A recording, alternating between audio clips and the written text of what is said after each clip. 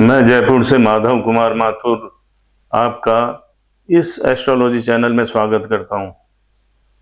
पिछले वीडियो में हमने पढ़ा था तारा विचार के बारे में, देखा था कि तारा विचार क्या होता है, लेकिन उसके दोषों और परिहारों का बताना थोड़ा सा रह गया था। तो आज हम पहले उसका डिस्कस करेंगे कि तारा विचार के दोषों का परिहार कैसे होता है, और उसके बाद हमारा जो नेक्स्ट टॉपिक है योनि विचार पर हम डिस्कस करेंगे।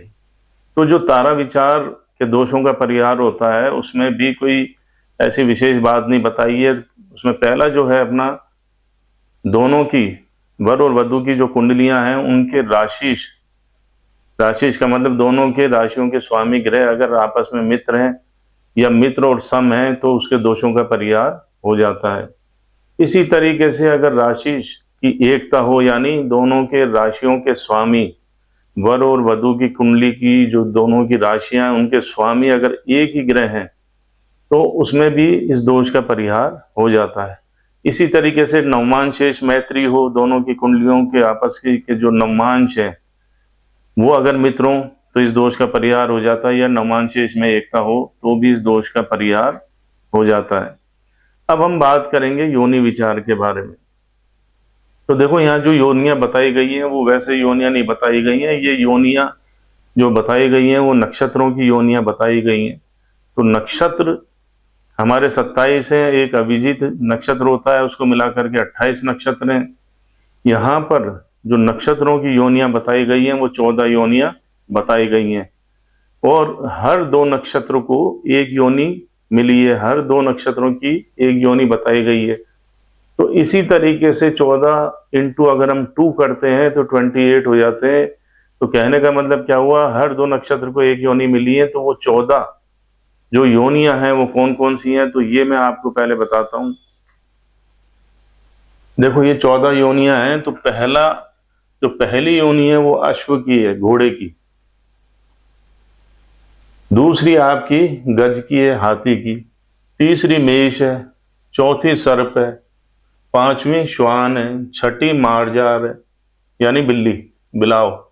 सातवीं मूषक है। आठवीं आपकी गऊ है। नवीं महिष यानी भैंसा। 10वीं व्याघ्र यानी टाइगर। 11वीं मृग हिरन। फिर है वानर की 12वीं। 13वीं नकुल है, और 14वीं है आपकी सिंह। तो ये आपकी 14 योनियां बताई गई हैं। नक्षत्र हैं हमारे 27, एक अभिजीत को मिलाकर के 28 हैं। तो यहाँ पर जो 14 योनियां किस तरीके से दो नक्षत्रों में एक योनियां आई हैं, तो यहाँ मैंने ये लिख रखे हैं आपके 27 नक्षत्र।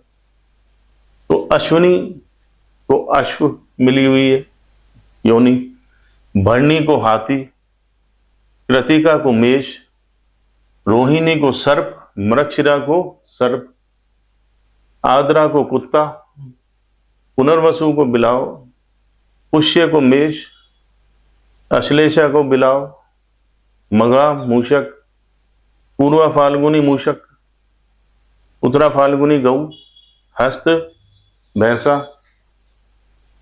चित्रा को व्याघ्र, स्वाति को भैंसा, विशाखा को व्याघ्र, अनुराधा को हिरण की, ज्येष्ठा को हिरण की, मूल नक्षत्र को कुत्ते की, पूर्वाषाढ़ को वानर की, उत्तराषाढ़ को नकुल की, श्रवण को वानर की, धनिष्ठा को सिंह की, शतभिषा को अश्व की, पूर्व भाद्रपद को सिंह की, उत्तर भाद्रपद को गऊ की, और रेवती को हाथी की। तो इस तरीके से ये जो 27 नक्षत्र है इनको जो योनियां दी गई हैं, मतलब एक योनि दो दो नक्षत्र में बटी है। जैसे अब आप यहां देखो कि अश्विनी जो नक्षत्र है उसको अश्व घोड़े की मिली हुई है, तो यहाँ शतभिषा नक्षत्र को भी अश्व की मिली हुई है। तो कहने का मतलब क्या हुआ, एक योनि दो नक्षत्र में आ गई। इसी तरीके से भरणी को हाथी की मिली हुई है, और यहाँ पर रेवती को यह हाथी की मिली हुई है। कृतिका नक्षत्र मेष यानी मेंढा, तो यहाँ कृतिका नक्षत्र को मेंढे की योनि मिली हुई है, तो यहाँ पुष्य नक्षत्र को मेंढे की योनि मिली हुई है। तो इस तरीके से ये 27 नक्षत्र है, और कैसे एक एक योनि दो दो नक्षत्र में बटी हुई है, तो ये आप यहाँ देख सकते हैं। अब 14 योनि मैंने आपको बताई, तो योनि विचार इसलिए इंपॉर्टेंट होता है क्योंकि योनि विचार, जैसे अपन कई बार कहते हैं कि देखो ये पति पत्नी किस तरीके से कुत्ते बिल्ली की तरह लड़ रहे हैं, और उनके जो मन के जो भावनाएं हैं, मन की मतलब मेंटेलिटी, तो योनि विचार से उनकी मन की मेंटेलिटी देखी जाती है कि इनका आपसी संबंध किस प्रकार से रहेगा, कि प्रेम रहेगा कि नहीं, कि इनके मन के विचार मिलते हैं या नहीं। तो योनि विचार से ये देखा जाता है। मैंने आपको ये भी बताया था कि जैसे जिस सीरियल से ये लिखे हुए हैं उसी सीरियल से इनको मार्क्स मिलते हैं। तो यहाँ योनि विचार ये चौथे नंबर का है, तो इसका मतलब यहाँ 4 मार्क्स मिलेंगे। अगर योनि विचार करते वक्त अगर दोनों की योनियां सेम है, दोनों की योनियां सेम है तो 4 नंबर मिल जाएंगे। और अगर मान लो योनियों में मित्रता है, दोनों की योनियों में मित्रता है तो उनको 3 नंबर मिल जाएंगे। अगर योनियों में उदासीनता है दोनों की योनियों में तो 2 नंबर मिल जाएंगे। और अगर शत्रुता है तो 1 नंबर मिल जाएंगे। और अगर महाशत्रुता है तो 0 मार्क्स उसको मिलेंगे। तो यहाँ जो ध्यान रखने वाली बात है वो सबसे बड़ी ये है कि अगर योनियों में समानता है लेकिन उनके नक्षत्र अलग अलग होने चाहिए।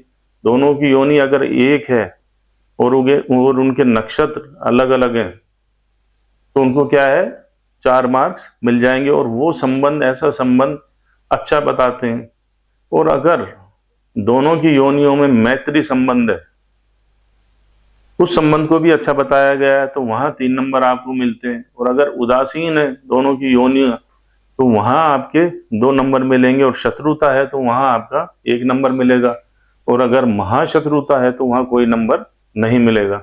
तो यहाँ शत्रुता महाशत्रुता कौन किसका शत्रु है, तो यहाँ आप ये देख सकते हैं कि वैर योनि मैंने लिखा है कि कौन सी योनि किसकी वैरता रखती है, मतलब किससे उसकी दुश्मनी है, किससे उसकी शत्रुता है। तो यहाँ पर महिष यानी भैंसा और ये घोड़ा, इनकी आपस में कभी नहीं बनती। सिंह और गज, शेर और हाथी की नहीं बनती। मेष और वानर मतलब मेंढा और वानर की कभी नहीं बनती। श्वान और हिरन इसकी नहीं बनेगी, कुत्ते की और हिरन की। नेवले और सर्प की ये तो जग जाहिर है, ये तो आपने सुना ही है कि इनकी आपस में ही शत्रुता है और बहुत महाशत्रुता है जबरदस्त। फिर मार्जार, बिलाव और चूहे, इनकी नहीं बनती है। ये हम देखते ही हैं कि घर में जब चूहे अधिक हो जाते हैं तो हम क्या करते हैं, बिलाव बिल्ली को पाल लेते हैं। और गऊ और टाइगर, तो ये इस तरीके से ये वैर योनि है। इन योनियों की आपस में नहीं बनती है। तो दिक्कत क्या आती है, अगर आपकी योनियां दोनों की अलग अलग है, शत्रुता वाली योनि है, तो दोनों के विचारों में बहुत अच्छी मतलब कहने वाली अच्छी असमानता रहेगी।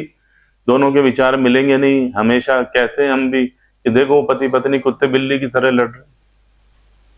कई बार ऐसा सुनने में आता है। अगर किसी की योनि बिलाव है और किसी की चूहे की है तो कहाँ आप खुद ही सोच सकते हो कि वो उनके मन और विचार आपस में नहीं मिलेंगे। तो इस तरीके से हमें योनि विचार का भी ध्यान रखना चाहिए। अब इसके दोषों का परिहार देख लेते हैं। तो यहाँ भी इसके दोषों के परिहार में वही बताया गया है कि दोनों की राशि मतलब दोनों की वर और वधु की कुंडली के जो राशि के स्वामी ग्रह हैं उनमें मित्रता हो, उनमें समता हो, या फिर उन दोनों ग्रह दोनों की जो राशि के स्वामी ग्रह हैं वो कोई एक ही हो तो भी इसके दोषों का परिहार हो जाता है। या नवमांश मैत्री हो या नवमांश शेष में एकता हो तो भी इनके दोषों का परिहार हो जाता है। या भकुट शुद्धि हो तो भकुट शुद्धि, तो भकुट पे तो हम अभी पहुंचे ही नहीं है, लेकिन फिर भी भकुट शुद्धि हो, या फिर वश्य विचार की शुद्धि हो। तो वश्य विचार के भी एक, या मैंने बताया यहाँ 2 गुण इसके मिलते हैं वश्य के। तो अगर 1 या 2 गुण भी वश्य विचार के हमारे आ रहे हैं मिलान करने पर तो भी इसके दोषों का परिहार मानते हैं।